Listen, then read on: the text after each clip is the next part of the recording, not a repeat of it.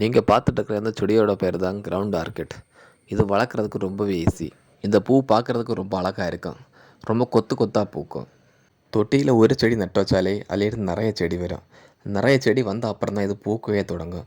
கிட்டத்தட்ட நம்ம செடி நட்ட அப்புறம் 2லேருந்து 3 மாதம் வரைக்கும் ஆகும் பூக்கிறதுக்கு. இந்த செடி மேக்ஸிமம் எல்லா சாயில்லையுமே வளரும். மந்த்லி ஒன்ஸ் கண்டிப்பாக அதுக்கு உரம் மட்டும் போட்டால் போதும். அது ஈஸியாகவே வளர்ந்து வந்துடும். மழையாக இருந்தாலும் சரி, வெயிலாக இருந்தாலும் சரி, இந்த செடி எதுவுமே ஆகாது. அதனால நிழல் இருக்கிற இடத்துல பார்த்து இந்த செடியை வைக்காதுங்க. வச்சா கண்டிப்பாக பூக்காது. எந்த செடியாக இருந்தாலும் பூக்கணும்னா அது கண்டிப்பாக சன்லைட் தேவை. அதனால இந்த செடியை நல்லா சன்லைட் உள்ள இடமா பார்த்து வைங்க. இந்த செடியிலையும் நிறைய கலர்ஸ் இருக்குது.